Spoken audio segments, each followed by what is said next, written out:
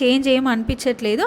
But ఈ మిత్ని base చేసుకొని చూస్తే ఇప్పుడు నాకు బేబీ బాయ్ పుట్టాలి. సో 6th క్వశ్చన్ వచ్చేసి ప్రెగ్నెన్సీలో స్కిన్ గ్లో అండ్ షైనీగా క్లియర్గా ఉంటే బేబీ బాయ్ పుడతాడు. అండ్ యాక్నీ వచ్చి డల్గా అయిపోయి ఉంటే మాత్రం, స్కిన్ డల్గా ఉంటే బేబీ గర్ల్ అని అంటారు. వీటిని బేస్ చేసుకొని చూసుకుంటే నాకు ఫస్ట్ ప్రెగ్నెన్సీలో స్కిన్ గ్లోగా అయింది, షైనీగా అయింది, స్కిన్ ఫేర్గా కూడా అయింది.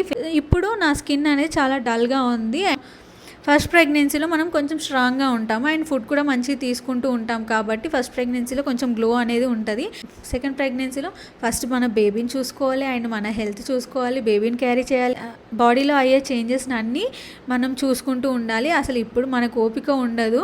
సో దానివల్ల మనకి స్లీప్లెస్ నైట్స్ అనేవి ఎక్కువ ఉంటాయి. ఫస్ట్ బేబీ ఉంటుంది కాబట్టి స్కిన్ డల్గా అవ్వచ్చు. అండ్ కొంతమందికి ట్యాబ్లెట్స్ వల్ల కూడా స్కిన్ అనేది డల్గా అవుతుంది. 7th క్వశ్చన్ వచ్చేసి బెల్లీ లైన్. ప్రెగ్నెంట్ ఉమెన్స్కి బెల్లీ లైన్ ఉంటుంది కదా, వరకు ఉంటేనేమో బేబీ బాయ్ అండ్ హాఫ్ వరకు బెల్లీ బటన్ కిందికి ఉంటేనేమో బేబీ గర్ల్ అంటారు కదా. సో ఈ మిత్ని బేస్ చేసుకొని ఫస్ట్ ప్రెగ్నెన్సీలో హై వరకు బెల్లీ లైన్ లేదు, బట్ అప్పుడు నాకు బేబీ బాయ్ పుట్టాడు. అలా అని బెల్లీ బటన్ కిందికి కూడా లేదు, నాకు బెల్లీ బటన్ కొంచెం పైకి వరకు లైన్ ఉండే, అప్పుడు బేబీ బాయ్ పుట్టాడు. ఇప్పుడు కూడా సేమ్ అలానే ఉంది, బాయ్కి ఒక పాయింట్.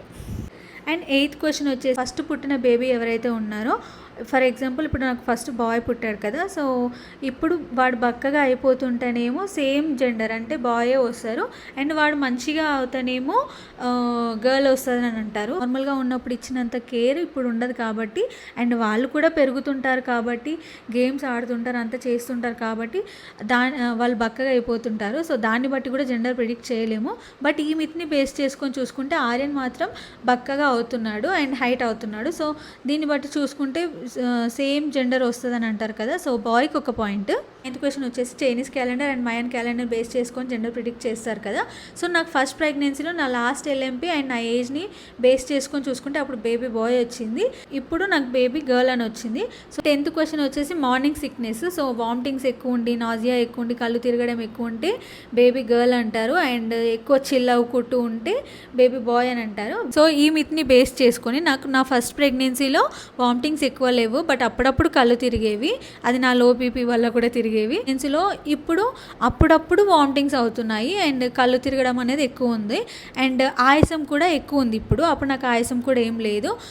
ఈ మార్నింగ్ సిక్నెస్ మిత్ని బేస్ చేసుకొని చూసుకుంటే బేబీ గర్ల్కి ఒక పాయింట్. 11th క్వశ్చన్ వచ్చేసి హెడేక్. సో హెడేక్ ఎక్కువ ఉంటే గర్ల్ అంటారు, హెడేక్ లేకుండా ఉంటే బాయ్ అంటారు. సో నాకు ఫస్ట్ ప్రెగ్నెన్సీలో హెడేక్ కూడా ఏం ఎక్కువ లేదు, అప్పుడు నాకు బాయ్ పుట్టాడు. సో ఈ మిత్ని బేస్ చేసుకొని చూసుకుంటే నాకు బేబీ బాయ్కి ఒక పాయింట్. అండ్ 12th క్వశ్చన్ వచ్చేసి చాలా ఉక్కపోతగా హాట్